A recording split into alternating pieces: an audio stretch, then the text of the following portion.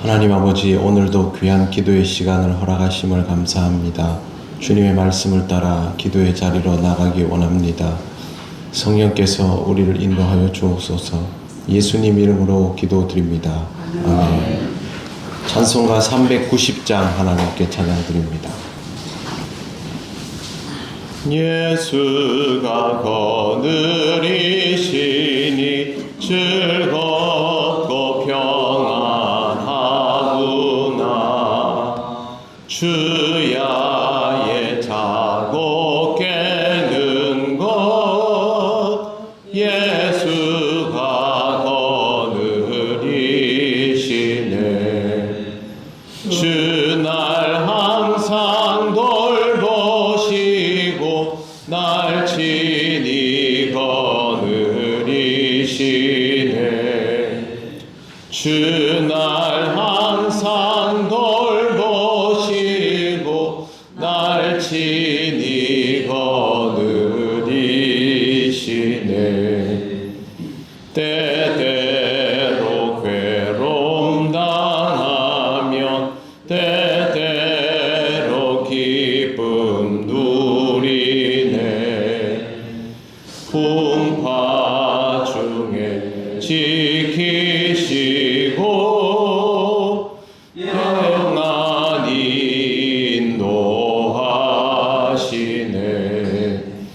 주날 항상 돌보시고 날 친히 거느리시네. 주날 항상 돌보시고 날 친히 거느리시네. 내 주의 손을 붙잡고 천국에 올라가겠네. 괴로우나 즐거우나 예수가 거느리시네. 주날 항상 돌보시고 날 친히 거느리시네. 주날 항상 돌보시고 날 친히 거느리시네. 이 세상 이별할 때에 마귀의 권세 이기네. 천국에 가는 그 길도 예수가 거느리시네. 주날 항상 돌보시고 날 친히 거느리시네. 주날 항상 돌보시고 날 친히 거느리시네. 아멘.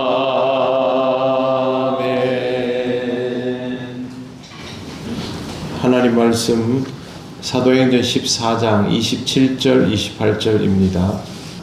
다 같이 봉독하겠습니다. 그들이 이르러 교회를 모아 하나님이 함께 하신 모든 일과 이방인들에게 믿음의 문을 여신 것을 보고하고 제자들과 함께 오래 있으니라. 아멘.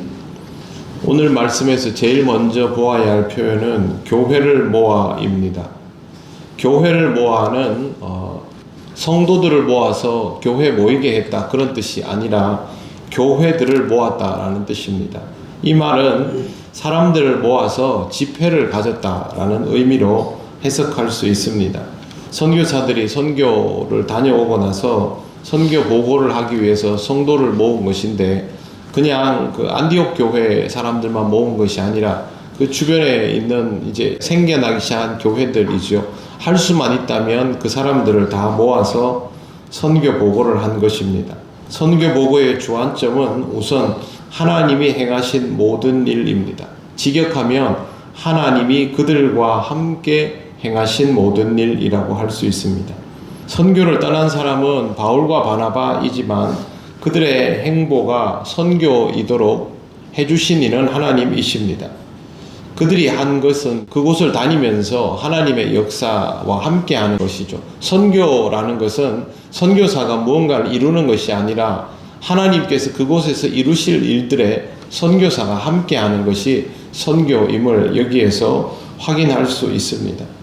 바나바와 바울은 하나님의 역사하심에 대하여 성도들에게 보고하는 것입니다. 박수 엘루마가 소경이 되었고 그것 때문에 큰 섬 구브로의 총독 세르기오가 믿음을 가지게 된 일은 일반적인 상황에서 일어날 수 있는 일이 아니었습니다. 또 비시디아 안디옥의 제자들이 기쁨과 성령으로 충만하여졌던 일, 루스드라에서 한 번도 걸어본 적이 없는 사람이 바울의 말 한마디에 일어나서 걸었던 사건도 놀라운 하나님의 역사입니다. 오히려 바울은 그 일 때문에 숭배당할 뻔하였고 자신은 돌에 맞아서 죽을 뻔했다가 기적적으로 살아나기도 했습니다. 이 모든 소식을 바울은 전하고 있습니다. 길지 않은 시간이지만 굉장히 드라마틱한 일들이 있었고 그런데 이 모든 일에는 이유가 있습니다. 27절 하반절에 보시면 이방인들에게 믿음의 문을 여신 것을 보고라고 되어 있습니다. 하나님께서 바울과 바나바를 통하여 드러내신 놀라운 일들, 바울과 바나바가 전했던 능력의 말씀은 이방인들에게 믿음의 문을 열어주시면서 일어난 사건인 것입니다. 성경을 잘 보시면 이방인들이 마음의 문을 열었다, 믿음의 문을 열었다라고 되어 있지 않습니다. 하나님이 주어입니다. 하나님께서 이방인들에게 믿음의 문을 열어주셨다. 그렇게 기록이 되어 있음을 잘 보셔야 합니다. 믿음은 그런 것입니다. 하나님께서 믿음의 문을 열어주셔야 믿음이 생겨나는 것입니다. 이렇게 해서 이방 지역에 믿음의 사람들이 생겨나고 교회들이 시작되었습니다. 그리고 이것은 이방 지역의 선교를 위해서 기도하던 안디옥 교회 성도들 그리고 그 경로 속에서 세워졌던 교회들에게도 큰 은혜가 되었습니다. 선교는 선교사들에 의해서 이루어지지만 선교사들만 하는 것이 아니라 선교지에는 그들만 있는 것처럼 보여도 하나님이 역사하시고 이루시고 또 기도로 동역하고 후원하는 선교 교회의 성도들도 모두 포함이 되어 있는 사건입니다. 성령께서 선포되는 말씀과 사역의 현장에 감동이 있게 하셔서 복음을 전해받는 대상들에게 믿음의 길이 열리도록 하시고 또 이렇게 이루어지는 선교의 역사를 통해서 성경에 나오는 안디옥 교회를 비롯한 다른 교회들도 선교에 대한 열망을 더욱 가지도록 인도하여 주시는 것입니다.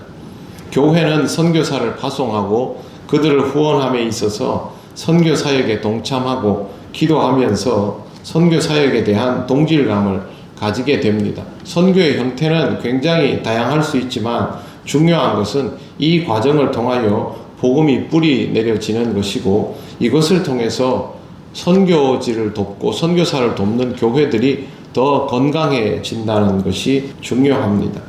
우리는 아직 독자적으로 선교사를 파송할 수 있을 정도의 역량은 아닙니다.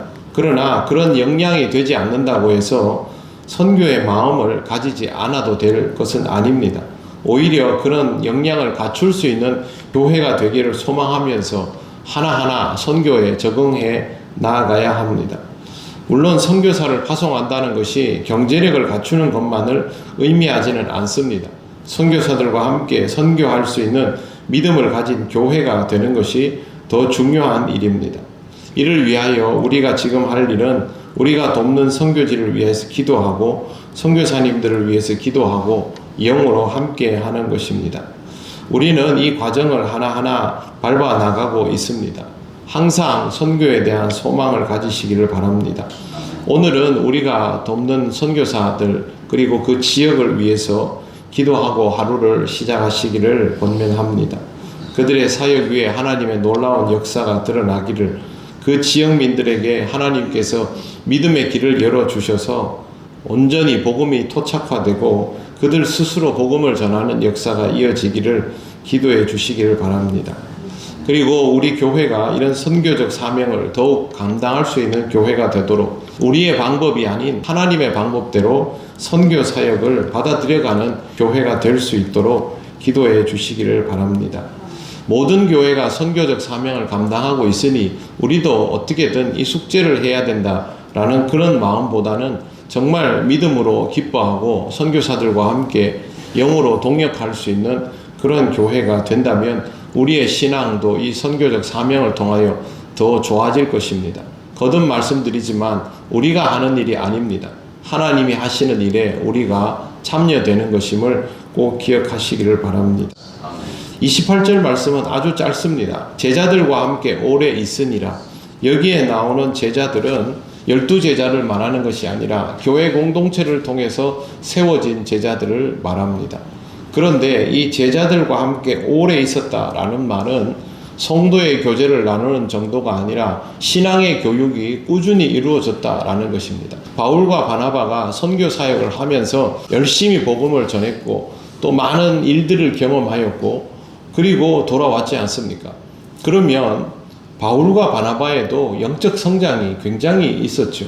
이런 사역을 하고 나서 신앙의 성장이 없을 수가 없죠. 그들이 가지고 있는 복음의 내용, 선교지를 통하여 복음을 전하면서 가지게 되었던 것들, 선교지에 가서 다른 지역의 사람들과 논쟁하고 변증하고 하면서 그들 스스로에게도 영적인 성장이 있었고 복음을 전하려면 어떤 준비가 필요한지에 대한 생각들이 정리되었을 것입니다. 그러면 이제 교회로 와서 제자들에게 이 이야기들을 나누는 것이죠.